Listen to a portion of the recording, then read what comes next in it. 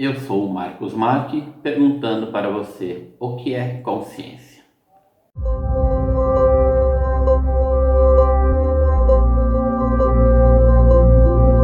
Acabei de perguntar o que é consciência. Com certeza, são respostas as mais variadas possíveis. Em filosofia, sempre que você tiver um tema crucial, central, as palavras-chave, eu já comentei da saturação semântica em outro vídeo, né? Mas é mais ou menos nessa linha, mas eu sempre aconselho, vai ler um autor, tente entender o que esse autor está falando sobre o assunto, qual é a linha de pensamento dele. Porque no dicionário de filosofia você vai ver inúmeras definições e algumas definições que não estão muito próximas umas da outra. Então, para entender o pensamento de alguém, tem que entender o que ele está querendo falar dessa palavra-chave.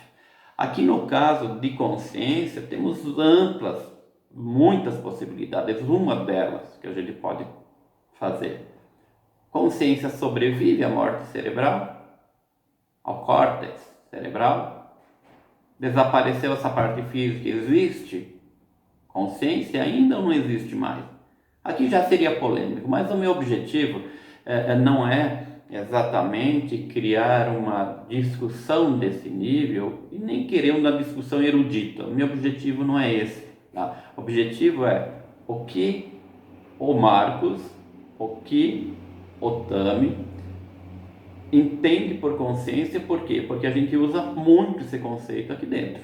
A gente trabalha muito com a consciência, tá? Então nós podemos fazer uma pergunta simples: você tem consciência? Existe algo que não tem consciência? No nosso olhar, né, tudo tem consciência, até uma planta tem consciência.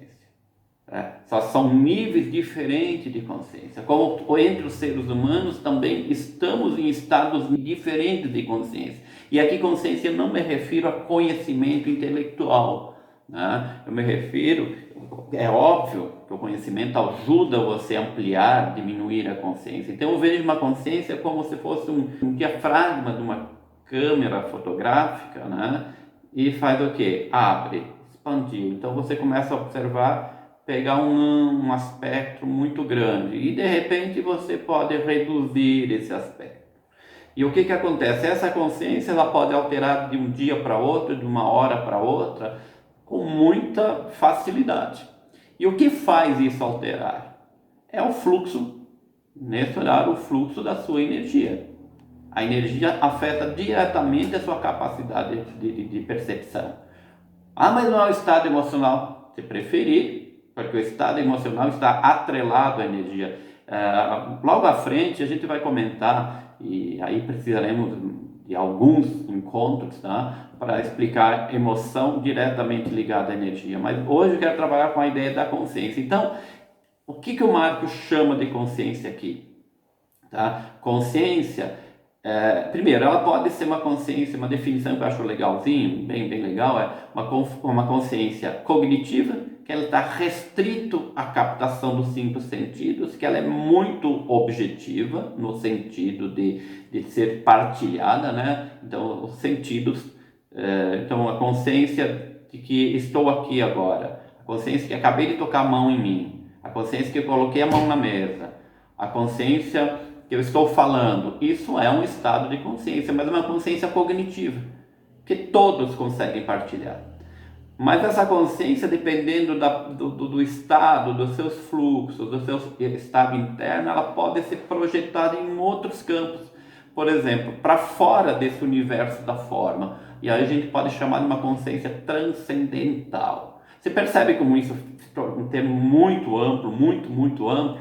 Então, quando eu falo em consciência aqui dentro do trabalho, é um trabalho de consciência, o trabalho de consciência está a capacidade de perceber essas variações do corpo. E a primeira consciência que a gente desenvolve aqui dentro do trabalho é a consciência de que existem percepções, ou melhor, existem fluxos internos, sutis, que eu posso ter ou não ter consciência direta.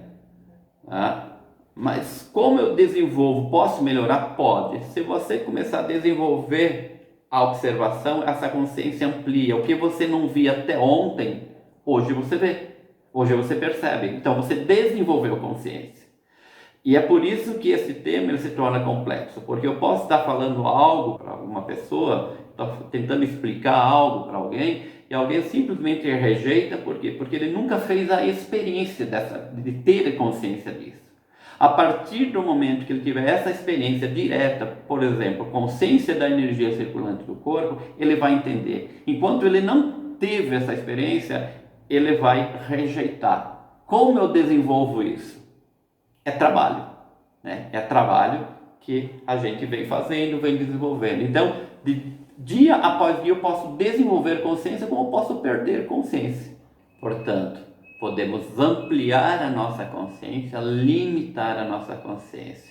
Então, fatores internos fazem isso ocorrer. Se eu já tive a experiência, eu sei como voltar, né, a experimentar. Eu sei, por mais que eu não saiba explicar, mas eu sei que existe e eu posso resgatar tranquilamente. Mas não é exatamente porque eu quero, porque eu desejo intelectualmente, é porque eu me coloco num estado de oscilar do cognitivo para um transcendente, do transcendente para um cognitivo. É tudo uma questão de direcionamento e de intenção. Mas é impossível, reforçando, impossível alguém entender essa consciência além do cognitivo, você não fez a experiência. Talvez por isso que o sábio ele se cala em algum momento na tentativa de explicar algo para alguém, se ele percebe se alguém não tem a proximidade dessa experiência. Então ele se cala por quê? Porque palavras, elas são o pior meio de comunicação que existe, né? E uma palavra, para quem não teve a experiência, vai ter outro sentido e outro significado. É por isso que a gente fala e fica tão chateado quando o outro não entende ou entende o oposto do que você falou. Porque a palavra, na prática, ela é uma tentativa de passar uma experiência, mas tem que ter um mínimo de vivência do outro lado para ela chegar. E quem quiser partilhar dessa experiência, né, dentro desse método, é claro, se identificando com esse método, estamos aqui à disposição. Um abraço e consciência expandida ou diminuída, dependendo do estado que você está.